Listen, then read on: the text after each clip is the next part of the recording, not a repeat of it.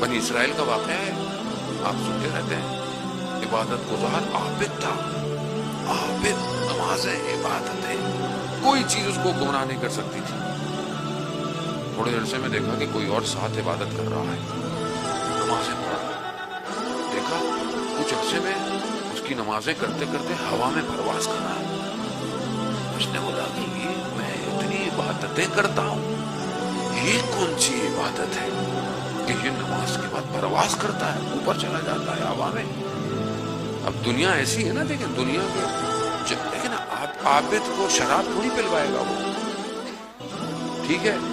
اب آپ تصور کریں نا، ہر شخص کو وہ الگ الگ پھنساتا ہے۔ اب مولانا کو وہ کیسے پھنسائے گا؟ میں تو اپنی بات کر سکتا ہوں، آپ کو تو آپ برا مان جائیں گے کچھ کہوں گا تو۔ اب مولانا بیچارہ پھنستا کیسے؟ اشتہار میں نام کہاں لکھا تھا میرا؟ اوپر لکھا تھا، نیچے لکھا تھا، نام سے پہلے علامہ، آیت اللہ سب لگایا ہے نہیں لگایا؟ صرف مولانا لکھ دیا، مولانا ناراض ہو گیا، بھائی یہ کیا بات ہے؟ نہ ہمیں کیا یہی وہ کیا کرائے گا، وہ اس سے تھوڑی بتائے گا۔ وہ ہمارے جوان طالب علم بریکٹ کے اندر تھا، کہنے لگے ہم نے کسی مولانا کو لینے گئے تو گاڑی نہیں تھی، ہم ٹیکسی لے گئے تو مولانا نیچے اترے، بولا یہ کیا ہے؟ کہا سب گاڑی ٹیکسی۔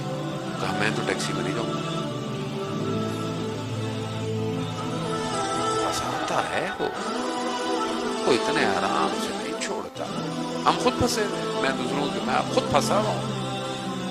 بعض اوقات اتنا بڑا کام انسان چھوڑ دیتا ہے، چھوٹی سی چیز پہ پھنس جاتا ہے۔ یہی تو شیطان ہے، کہتا ہے تم کیا سمجھ رہے تھے، تم یہ چھوڑ دو گے، تم وہ چھوڑ دو گے، میں یہ کر لوں گا، میں وہ کر سکتا ہوں، میں یہ کر لوں گا، وہ کر لوں گا۔